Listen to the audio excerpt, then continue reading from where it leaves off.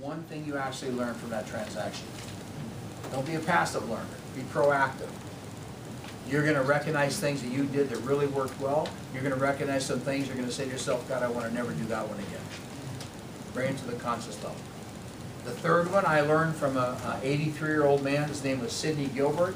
Sidney Gilbert was the Howard Hughes of Reno. Mr. Gilbert was my landlord when I bought Bill Myers Realty in 1981. He was my landlord for 2 years. Mr. Gilbert was a crotchety old guy, kind of a recluse like Howard Hughes. Never saw Mr. Gilbert in public. He took a liking to me, took me to lunch three times a year, and it took me a year to muster the courage to ask this man the question I've been dying to ask. That day at lunch I said, Mr. Gilbert, could you share with me the #1 thing that's led to your success? Now we can all imagine all these different answers. What he said totally caught me off guard. He said, yeah, you want to know the #1 thing I've done to be successful? It's this. He said at the end of the workday, 3 times a week, every Monday, Wednesday, and Friday, when I finished working, I stayed for an extra 15 minutes and I asked myself one question. While the workday's fresh in my mind, the question I asked myself is this: what could I have done today to be more productive and more efficient? What could I have done today to be more productive, more efficient?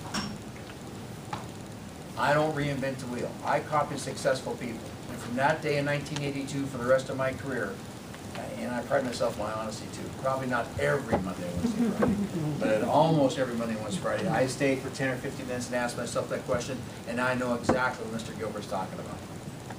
And not to, pat myself on the back, but let's be brutally honest here.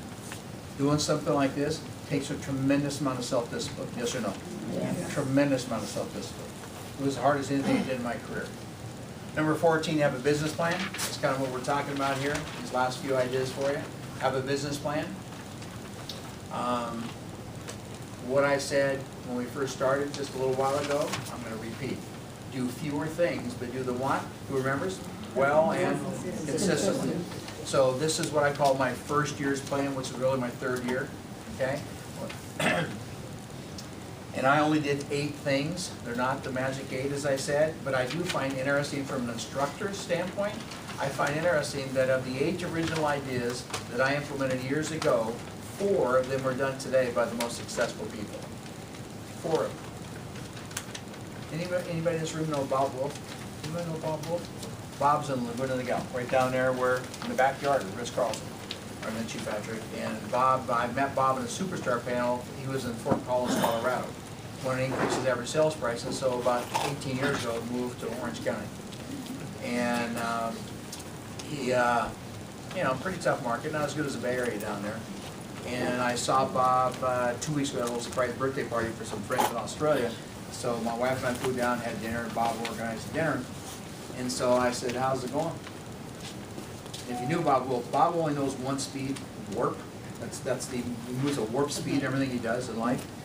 And he says, oh, it's going pretty good. And they say, it's a tough market out here, man. It's tough. And I says, so, how you doing this year? Hey, he's having a pretty good year. Not a pretty good year. Most people, by most people's standards. He's going to sell 180 million this year. Bob Wolf. And so me and I, because I haven't seen Bob in years, we got talking. So what are you doing? He says he does an email blast every Monday. He does his direct mail piece still. He packages his presentations. He says, I learned that from you. I said, what?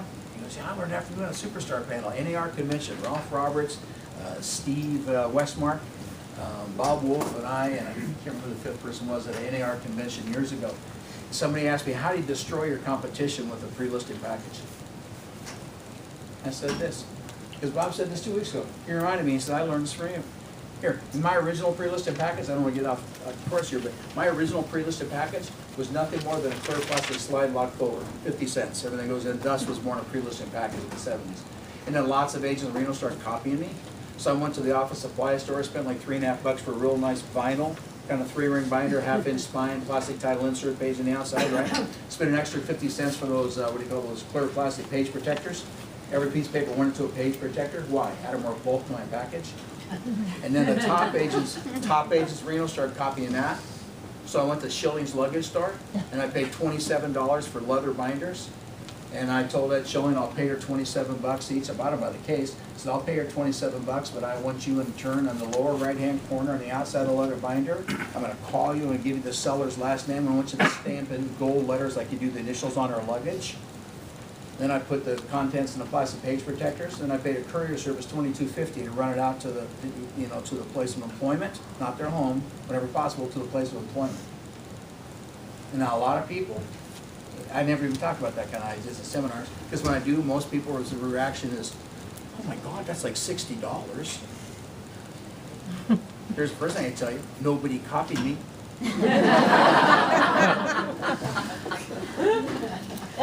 Here's what Bob said at dinner the other night, 2 weeks ago. He said this, he goes, you know what I learned from you? He said, these were your words, I think. He said, you told me, let's see if I can say it the right way, the higher the quality of the physical packaging, the higher the perceived value of the content and the sender. Is that true? Yes. So I have a business plan. I did 8 things. There they are. Fits on one piece of paper. The 4 that most big producers still do to this day, the Bob Wolfs, the Gladys Blums, the Ralph Roberts I still know, direct mail today, email. Expand our database, constantly expanding our database. I did it 1 person a day, 5 days a week. Phone calls, 10 calls a day. Personal notes, 10 notes a day.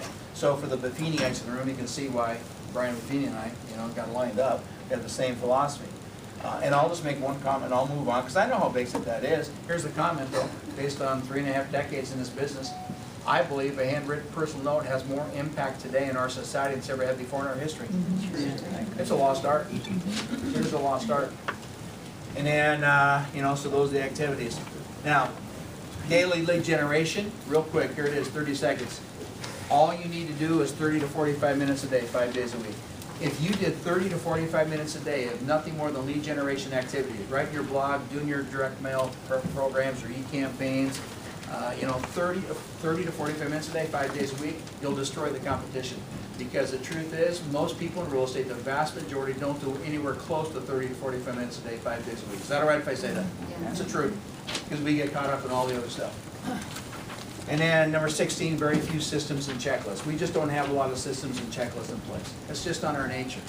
Most of us are very right-brained. We're not left-brained. Like me, we're not good at systems and checklists.